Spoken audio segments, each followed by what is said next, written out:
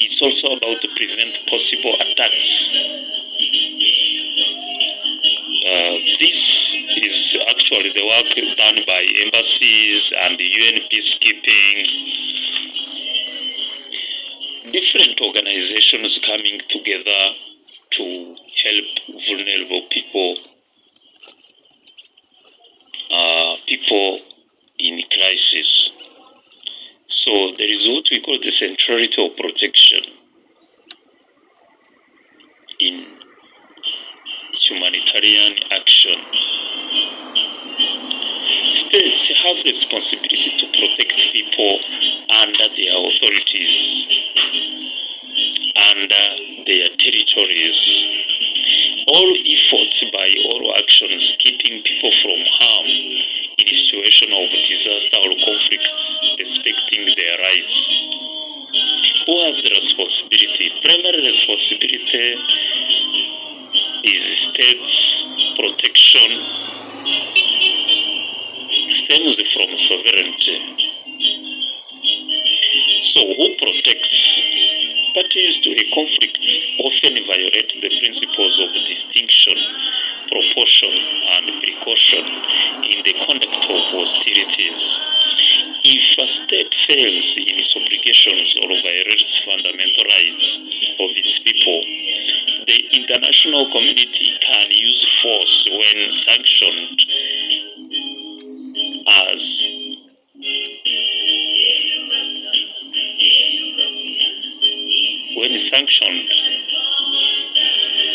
by the United Nations Security Council.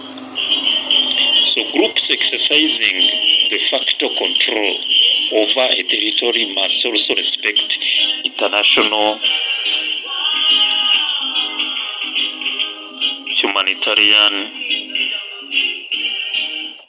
international human rights law,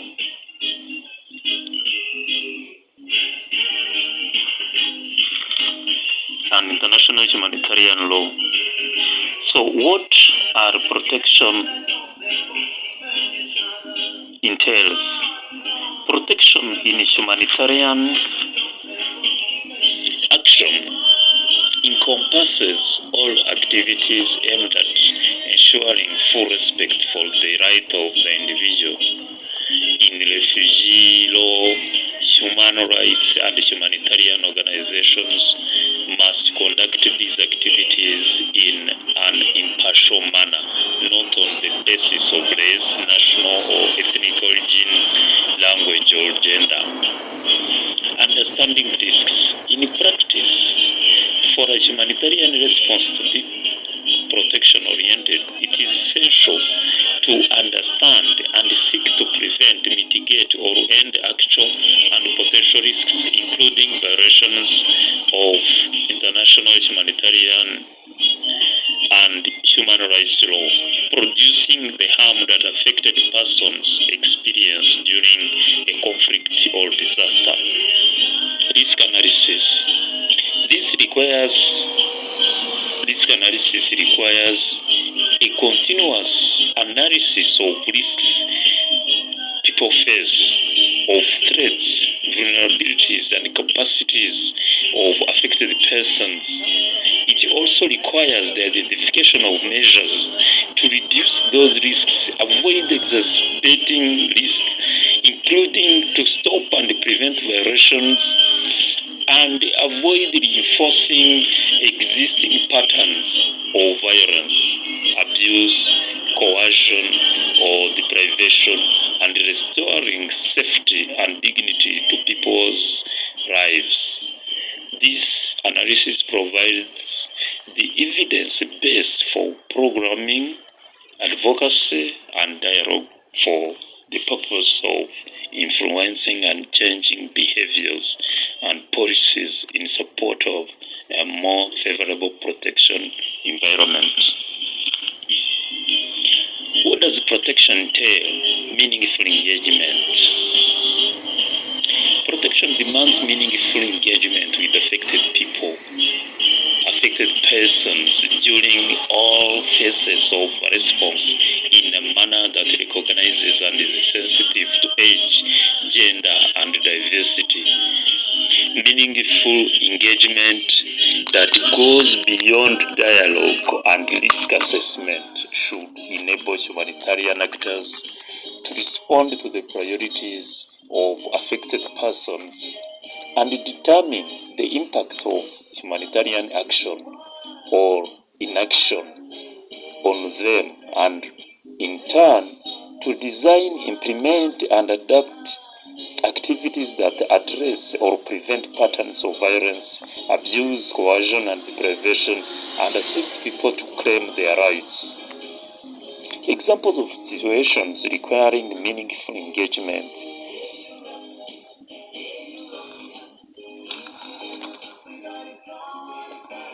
food distributions may be followed by attacks on civilians by armed forces. Armed groups may subject medical facilities to incursions during which medical personnel are threatened and patients are taken away.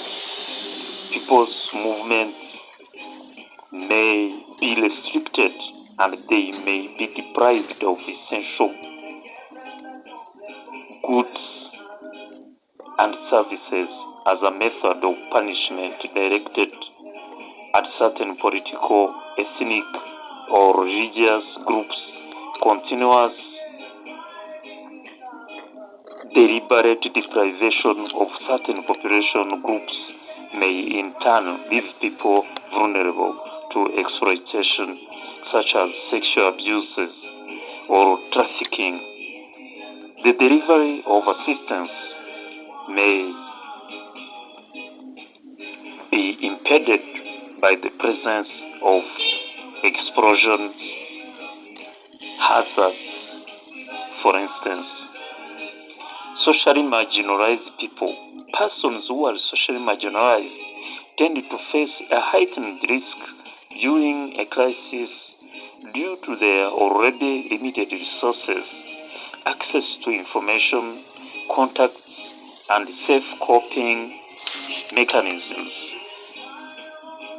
Children, in particular, face increased risks and vulnerabilities and make up half of the affected population. Benefits of meaningful engagement. Often times, affected persons are able to identify risks they face and their own capacities to address these risks to such specific risks such as sexual violence, explosive hazards, family separation, or forced displacement, which can affect men, women, girls, and boys differently, are more likely to be detected through meaningful engagement with affected populations. Humanitarian access and principles. The humanitarian imperative. Humanitarian suffering must be addressed wherever it is found, with attention to the most vulnerable in the population, such as children, women, the displaced, and the elderly. The dignity and rights of all those in need of humanitarian assistance must be respected and protected. Humanitarian principles. Humanity. Human suffering must be addressed wherever it is found. The purpose of humanitarian action is to protect life and health and ensure respect for human beings. The second principle is neutrality. Humanitarian actions are not allowed to take sides in hostilities or engage in controversies of a political, racial, religious, or ideological nature. The third principle is impartiality or non-discrimination. Humanitarian action must be carried out based on need alone, giving priority to the most urgent cases of distress and making no distinctions based on nationality, race, gender, religious beliefs, or political opinions. The fourth principle is independence, which means humanitarian action must be autonomous from the political, economic, military, or other objective that any actor may hold about areas where humanitarian action is implemented. So the protection lens presses the human being and their needs at the center of humanitarian action. The protection lens presses the human being and their needs at the center of humanitarian action and strategic planning instead of structures and mandates. So the protection lens requires authorities and humanitarian actors to recognize that the beneficiaries are not simple objects of charity, but people with rights who need to be active participants in the decisions that concern them. The protection lens identifies the rights holders and the duty bearers and thus attributes responsibilities. The protection lens helps improve the effects of humanitarian action.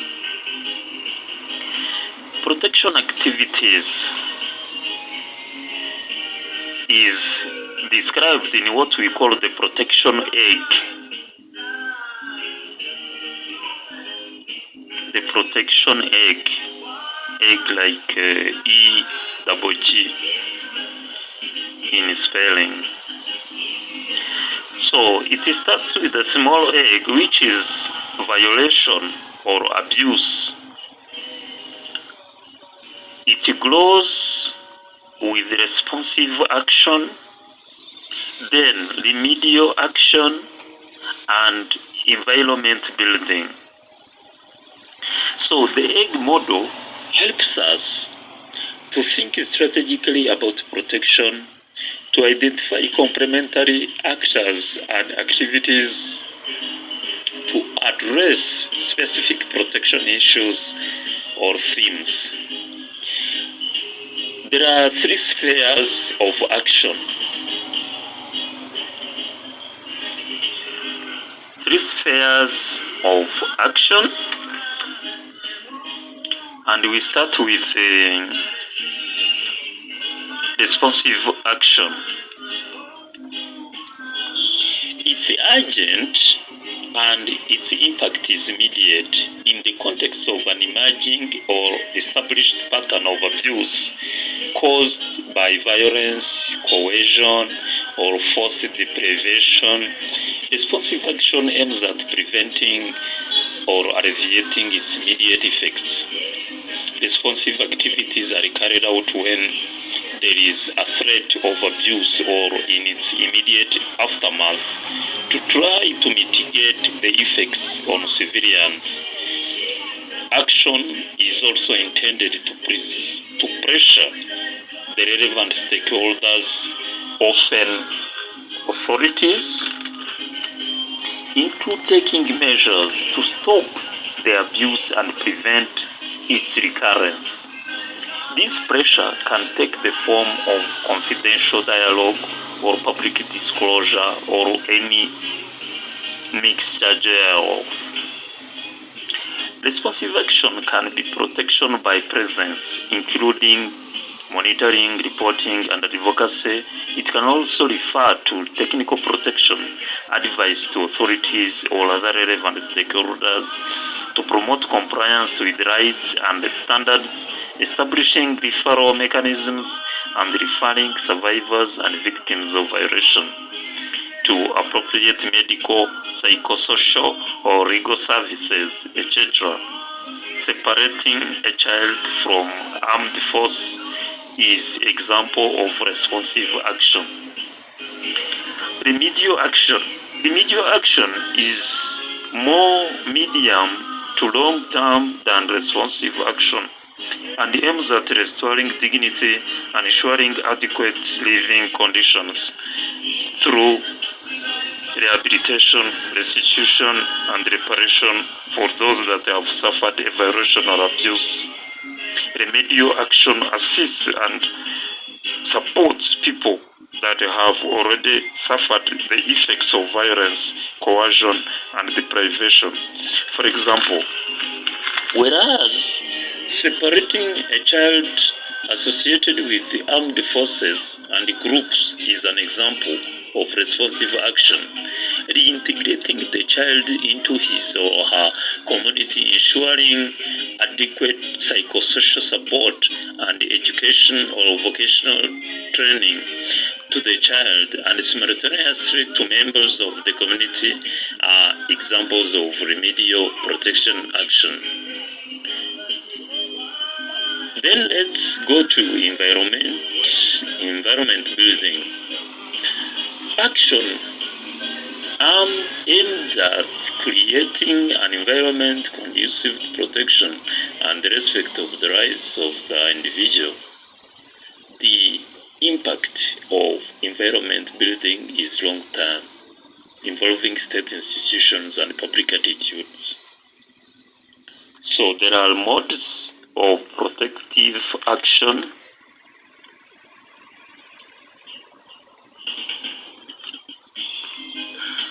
There are 5 main modes of action that can be used to achieve identified objective in supplying protection in humanitarian aid.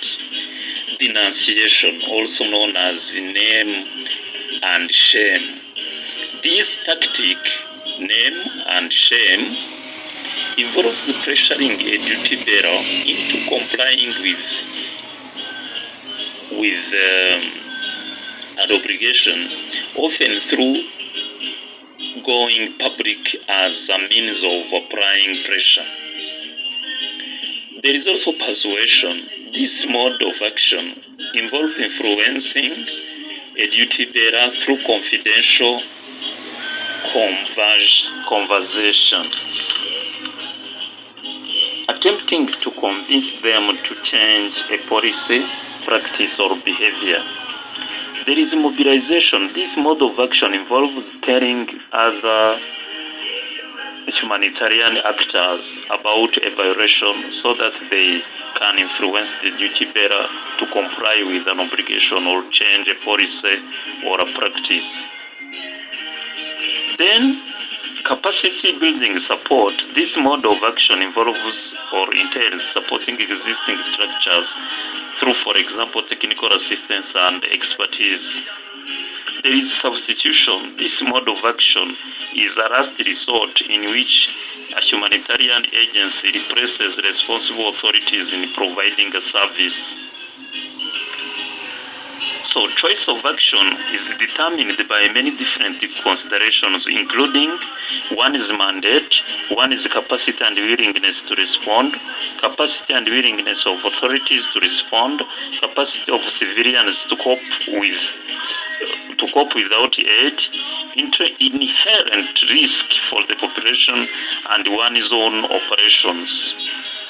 So protection objective is the prime factor in choosing the mode of action. In the next video, we will see actors responsible for protection and their roles. Thank you very much for listening. Thank you very much for watching. Special United Nations Green Ambassador Gérard Nsengiyumva, Special United Nations Green Ambassador Gérard Nsengiyumva, Special United Nations Green Ambassador Gérard Nsengiyumva, a member of the United Nations Specialized Agency, International Civil Aviation Organization, roster of experts. I'm based in Kigali City, the Republic of Rwanda, the home country, because I'm a Rwandese by nationality. Thank you very much, and keep sharing, subscribing, connecting as usual.